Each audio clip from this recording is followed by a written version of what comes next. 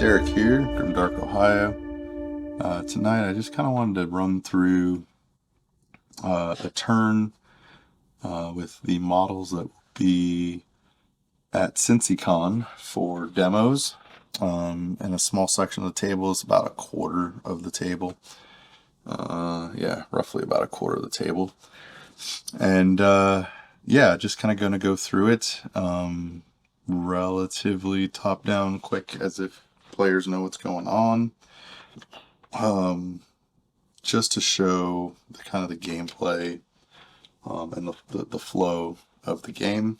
I'll do some explaining as I go. There are some videos where I go into things like the snap actions, which these are, and then these are some tokens I got from somebody I used to play Kill Team with, 2018 or 2019 version, whatever it was when they rebooted it.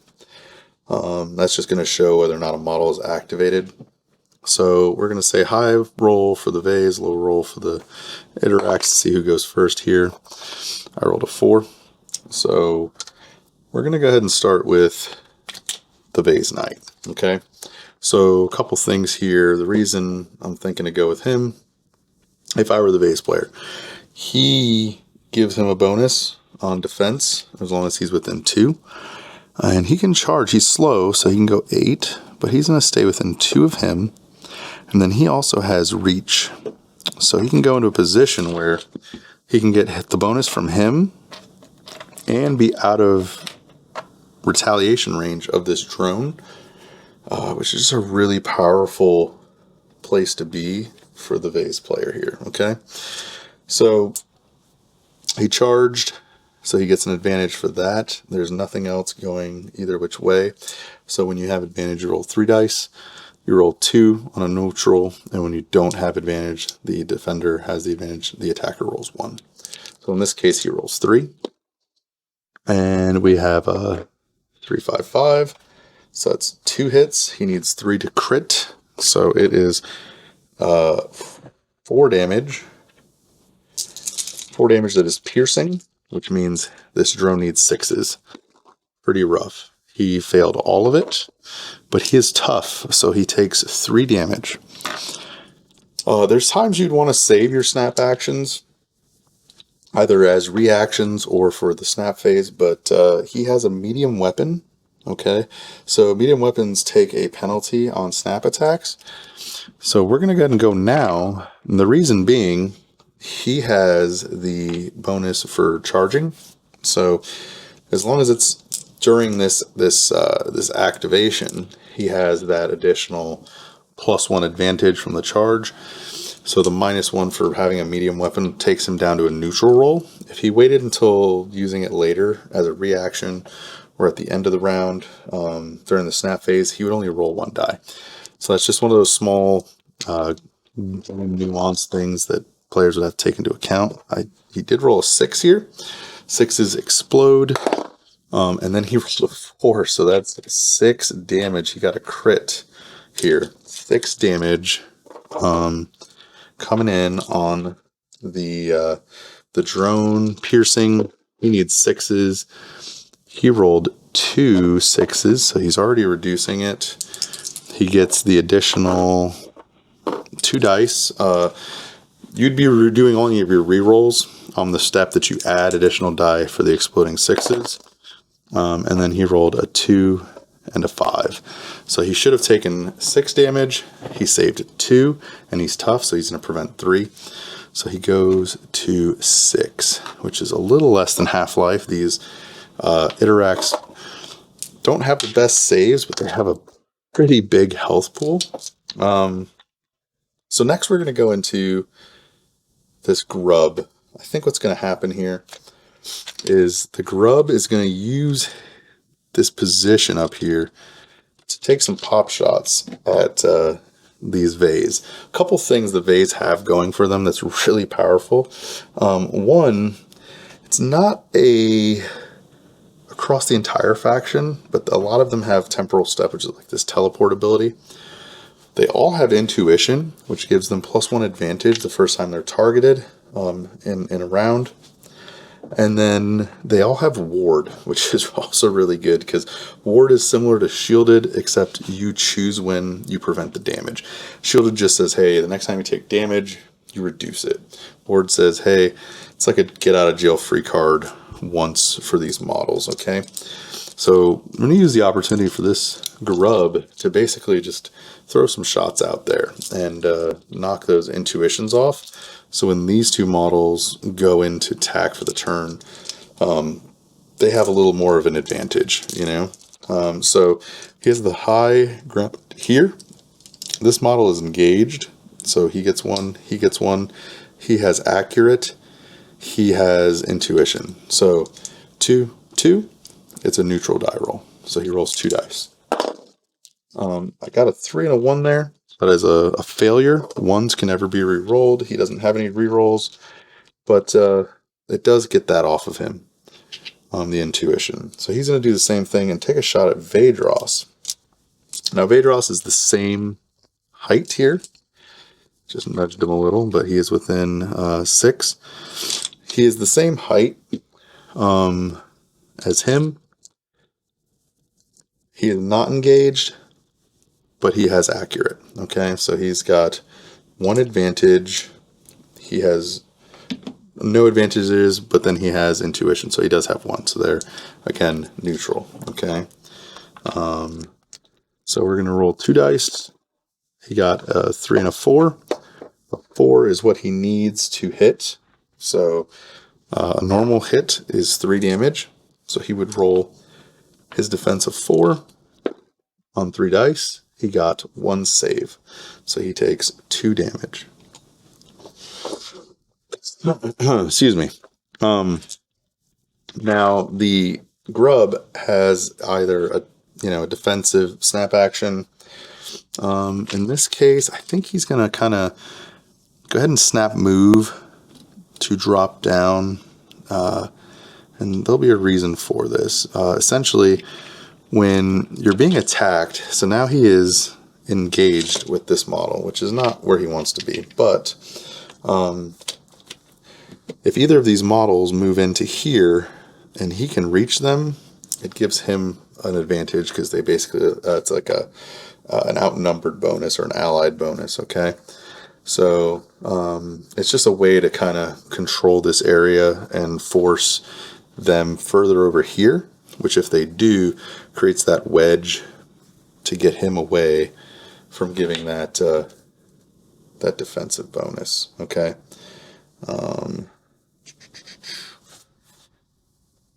And then now, oh, to be fair, this defensive bonus is for melee, right? So it doesn't work against ranged attacks. He also has a buckler or a shielded ability. I think it's written down as buckler because of another model that has it. But the shield basically gives them +1, a reroll, in melee as well. So from a range point, it's not as good, but it's really powerful in melee. So I think what we're going to do here is have the warden go. He's going to go ahead and charge into the grub. And I think he might be able to, yeah, he can keep the 2 inches there with the other model. So it's his charge. Now he gains an advantage for that. The grub doesn't have anything else going on. So he would get 3 dice, needs 4s to have a successful attack. He got 1. So that is 3, 5 damage profile. So it's 3 damage and it's piercing. So this guy is going to only be able to save on 6s. So he failed. So he'll take 3 minus 1 for tough. He'll take 2. And it's not so great, but they do have like 14 health on these guys. So they have a pretty big health pool. They can kind of take hits. And when you start stacking things like weapons that don't have pierce, because pierce is really powerful, but not every faction has it as abundantly or at all, really. Like, for example, these guys, the only pierce going on is his weapon on a crit. That 5+ with tough actually kind of gets them a lot of mileage. They can be really hard to kill. They can take a lot of punishment. So now he's going to just sit on this other snap action. He can't attack because he is a defensive core stat. So the Iterax would activate. Let's see. I think it makes sense for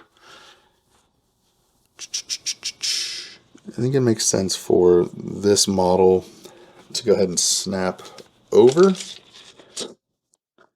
So he can kind of pop up here, as long as his base is not overlapping the other bases. So like right there. I think that works. No? Maybe not. No, he won't quite be able to fit there. So he would have to activate, and he could move. Let's see. Yeah, so he'll move up and over. So for him to move there, this takes no penalty because he's bigger than that object. He just kind of moves right over it. He can move over without a penalty or an opportunity attack happening. He doesn't have a snap attack, but if he did, he stayed in engagement range, right? And the reason I'm doing that with him is so that he can then get the bonus for having an ally here, right? So it's almost like he charged, which he couldn't do because he was engaged in melee. So he'll end up with 2 dice, 3 for his ally. This guy has intuition still because he was not shot at yet. So he'll only get 2 dice here. And that's okay because he has the ability of aggressive, which is if he has moved in the turn, he can reroll an attack die on attacks for the round. And it doesn't really matter here because no, it does actually, because he needs an offensive 4, so he does hit, and it's 3 damage. 4 damage. Sorry, with the heavy claw. This guy gets a reroll on one of his defense dice. So, man, all those save, and then a reroll on that. So he'll take 1 damage. That was really, really good. Now he's going to go ahead and sit on that snap action. There's no real advantage doing it now. You can kind of wait and see how the turn plays out. So let's see, Vedros, I think it makes sense for him to kind of try to pick on the grub. He can't fit in here, but what Vedros has that's really awesome is he has an ability called Temporal Step, which lets you place him within 6. So he can just teleport over, which is really strong and really impressive. And that is 1 action to do that, of his 2 actions on an activation. So for his second action, he's just going to attack. Same here. This guy has, 2 models engaging him. So he is, 3 now, actually. So he gets an advantage for that. He has no defensive advantages, so he'll end up with 3 dice. Now, Vedros is a character. He's really strong at melee. He hits on 3s. So that's a crit, which is 5 damage. And it is, yes, piercing. And then on a crit, he gets combo. So this poor grub is going to have to take 5 dice, needing 6s. He did, in fact, get a 6 here. And so it's stopping 1. That's a fail. So he stopped 1 of the 5, which brings it down to 4. And then he's tough, so 3. So he'll take 3, going to 5 damage. So he's about a third of the way dead there. Now, Vedros can either attack again, he can hold out, Excuse me. I think in this scenario, it makes sense for him to just hold out. Tenebraxes can kind of go against anybody here, because whoever it is, they're going to end up with an advantage from the warden. But I think it makes the most sense to go after the character, right? So he's gonna, let's see, he's not within one of the warden, so he's gonna do it as a charge, and he's just gonna go rampage on over here. Okay, so that's gonna be his action. So it's a charge, so a move +3 will follow with an attack at an advantage. He's already dumped his intuition. He also gets an advantage from him. So he's got 2 to the none. So he's going to roll 3 dice. And then he also hit a 6. He needs 3s to hit. So it's 1, 2, 3, 4, which is a crit. Now, with Tenebraxes, he's got an absolutely insane profile. It has Onslaught on crit, which means that he can attack with another attack in his profile. Just can't be the same one. But the Bone Blades deal 7 damage on a crit. So 2, 4, 6, 7. Now, Phaedros does have a defense of 4. But you're still talking... Oh, wow. Never mind. He actually only failed 1. That's wild. He only failed 1. So he goes to 3 here. And then Tenebraxes gets a follow-up from the Onslaught. The only other attack profile he has there is the Tentacle attack, which is a 1-2 crit 2 ensnare combo attack, right? So he has all the things that gives him advantages. He needs 3s. He gets a 6 in there and a 3. That's a 2. The 3 and the 6 is 2 successes. That is a crit, which is 2 damage. So Phaedros would roll 2 dice, needing 4s. Killed both of those. He actually did more with the little nubby tentacles underneath than he did those big bone blades. And now he's just going to go ahead and follow up with a snap attack. Just press the advantage, you know. Now he has combo from the tentacle attack.